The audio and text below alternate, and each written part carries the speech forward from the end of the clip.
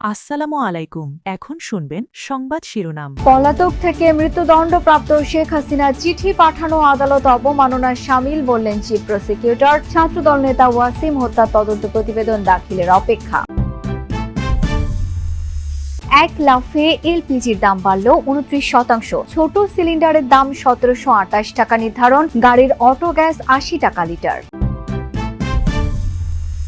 আরও প্রাণঘাতী হয়ে উঠছে হাম। বেডের অভাবে হাসপাতালের বারান্দাতেও চলছে চিকিৎসা। আশার আলো দেখাচ্ছে আইসিডি-ডিআরবির বাবল সিপ্যাপ প্রক্রিয়া।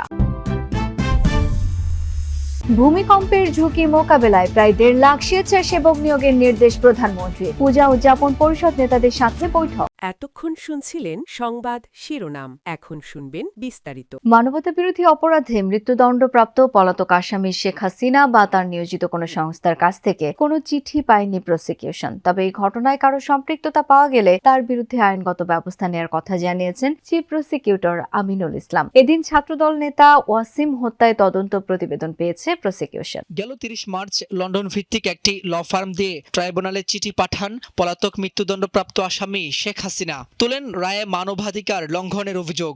বিষয়টি গণমাধ্যমে এলে বৃহস্পতিবার আনুষ্ঠানিকভাবে কথা বলেন chief prosecutor Aminul Islam. Chief prosecutor জানান, এই ধরনের চিঠি পাননি ট্রাইব্যুনালকে বিতর্কিত করতেই উদ্দেশ্য প্রণোদিতভাবে এই কর্মকাণ্ড করা হয়েছে, যা আদালত অবমাননাকর। এর সাথে কারো সম্পৃক্ততা পেলে নেওয়া হবে আইনগত ব্যবস্থা। তিনি বা তার পক্ষে কেউ যদি কোনো কথা বলতে হয়, প্রথম শর্ত হচ্ছে তাকে সারেন্ডার করতে। এইগুলো করে এই ট্রাইব্যুনালের কোনো কার্যক্রম বিতর্কিতও করা যাবে না, কোনো কার্যক্রম বন্ধও করা যাবে না। এদিন জুলাই আন্দোলনে ছাত্রদল নেতা ওয়াসিম সহ 6 জনকে হত্যায় সাবেক মন্ত্রী হাসান মাহমুদ সহ 22 জনের বিরুদ্ধে তদন্ত প্রতিবেদন হাতে পেয়েছে প্রসিকিউশন।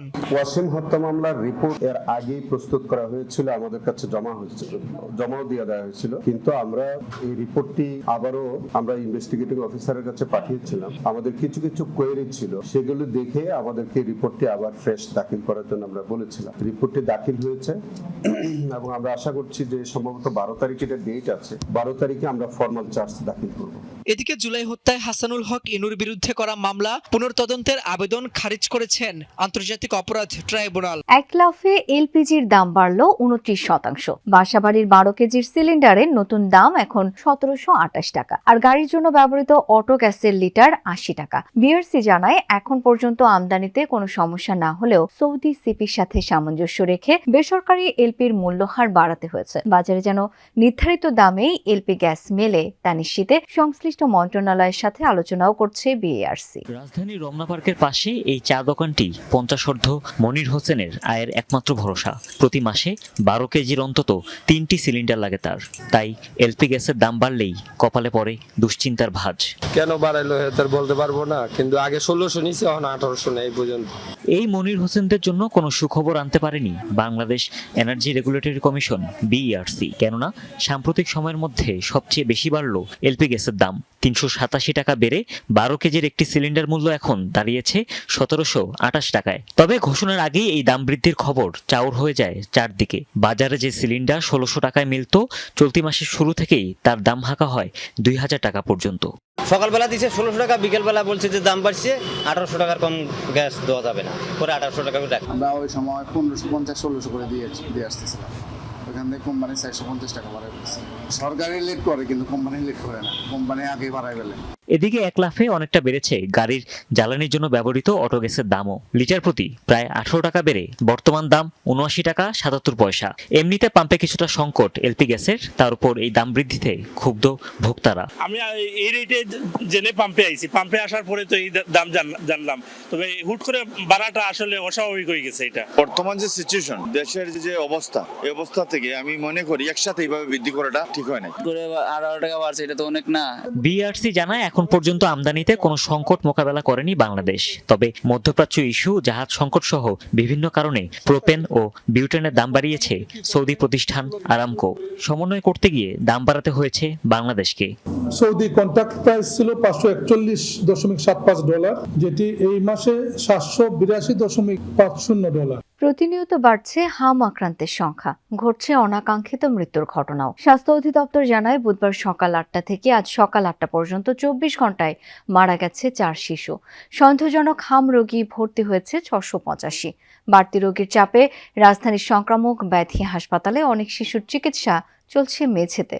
করোনার পর হামের টিকাদান কর্মসূচিতে ছেদ পড়ার কারণেই হঠাৎ করে হামের প্রাদুর্ভাব বেড়েছে বলে মন্তব্য করেছেন স্বাস্থ্যমন্ত্রী। বলেছেন, ইউনিসেফের কাছ থেকে সংগ্রহ করা ভ্যাকসিন দিয়ে আগামী রোববার থেকে টিকাদান কর্মসূচি শুরু হবে। হামের লক্ষণ নিয়ে ১১ মাসের আব্দুল্লাহকে ৮ দিন আগে ঢাকার সংক্রামক ব্যাধি হাসপাতালে আনা হয় পটুয়াখালী থেকে। আক্রান্তের পর শারীরিক জটিলতা বাড়তেই থাকে। শেষমেশ আর বাঁচানো গেল না আব্দুল্লাহকে। একমাত্র সন্তান হারিয়ে দিশেহারা পরিবারটি। কইছে মোয়াখালী যাইতে বহার হামের সমস্যা, পরে মেডিকেল আইছি, এখন আমার পুরো শরীর ব্যথা আর জ্বর, আমি হাঁটতে পারি না। সমাধান বা ভালো হয়েছে এটার কোনো নিশ্চয়তা আমরা পাইতেছি না, যে এই কারণে আমরা আজকে 9 দিন ধরে এখানে ভর্তি আছি। কিন্তু আমরা যদি এই যে বিচি উঠছে এই বিচিগুলোর জন্য আমরা ভয় পাইতেছি। জ্বর আসছিল প্রথম, শরীরে রেশ বেড়েছে, এখন এখানে 3 দিন যাবত ভর্তি। জ্বর হালকা কিছু কমছে, আস্তে আস্তে একটু উন্নতির দিকে যাচ্ছে। আব্দুল্লাহর বয়সী হুমায়রাকেও আনা হয়েছে মাদারীপুর থেকে। ঈদের আগে এক দফা চিকেন পক্সে আক্রান্ত হয়। হামের উপসর্গ দেখার পর সেখানকার কয়েক হাসপাতাল ঘুরে আনা হয় ঢাকায়। হুমায়রার মতো সংক্রামক ব্যাধি হাসপাতালে ভর্তি ৮১ জন, অথচ বেড আছে মাত্র 10টি। ভূমিকম্পের ঝুঁকি মোকাবেলায় প্রায় ১.৫ লাখ স্বেচ্ছাসেবক নিয়োগের নির্দেশ দিয়েছেন প্রধানমন্ত্রী তারেক রহমান। সকালে ভূমিকম্পের ঝুঁকি ব্যবস্থাপনা নিয়ে এক বৈঠকে এই নির্দেশনা দেন তিনি। বৈঠক শেষে দুর্যোগ ব্যবস্থাপনা মন্ত্রী জানান, উত্তর এবং দক্ষিণ সিটি মিলিয়ে রাজধানী ঢাকায় ৪৪৫টি আশ্রয়কেন্দ্র চিহ্নিত করা হয়েছে। এদিন প্রধানমন্ত্রীর সঙ্গে বৈঠক করেছেন পূজা উদযাপন পরিষদের নেতারাও। গোল করে থেমে যেতে সম্প্রতি একের পর এক ভূমিকম্পে কেঁপে ওঠে বাংলাদেশ, যার বেশিরভাগের উৎপত্তিস্থল ছিল দেশের ভেতরে। বিশেষজ্ঞদের মতে 3টি সক্রিয় টেকটনিক প্লেটের সংযোগস্থলে অবস্থান হওয়ার কারণে উচ্চ ভূমিকম্প ঝুঁকিতে রয়েছে বাংলাদেশ, বিশেষত রাজধানী ঢাকা। এমন পরিস্থিতিতে দুর্যোগ ব্যবস্থাপনা ও ত্রাণ মন্ত্রণালয়ের সাথে বৈঠক করেন প্রধানমন্ত্রী তারেক রহমান। ভূমিকম্প পরবর্তী পরিস্থিতি মোকাবেলায় নানা উদ্যোগ গ্রহণের নির্দেশ দেন তিনি। ভূমিকম্প চলাকালীন বা ভূমিকম্প উদ্ধার কাজে কি কি ইকুইপমেন্ট রয়েছে তার একটা তালিকা উনি তৈরি করতে বলেছেন। আমরা ইতিমধ্যে বিভিন্ন সংস্থা, বিশেষ করে রেড ক্রিসেন্ট, ফায়ার সার্ভিস এবং আনসার ভিডিপি মিলে আমরা ১,৪৫,০০০ একটা খসড়া তালিকা ওনাদের কাছ থেকে পেয়েছি। সেটাকে আমরা এখন যাচাই করে আমরা এটাকে ট্রেনিং এর মধ্যে নিয়ে আসব। পরে পূজা উদযাপন পরিষদের সাথে বৈঠক করেন প্রধানমন্ত্রী। বৈঠকে হিন্দু সম্প্রদায়ের নানা সমস্যা নিয়ে আলোচনা হয়েছে বলে জানান সংগঠনটির নেতারা। ৫ই আগস্টের পরে আমাদের সম্প্রদায়ের যে সমস্ত লোকজনের বিরুদ্ধে মিথ্যা এবং হয়রানিমূলক মামলা দেওয়া হয়েছে, সেই মামলাগুলো প্রত্যাহার এবং ফেসবুকে নানান রকম মিথ্যা প্রচারণার অভিযোগে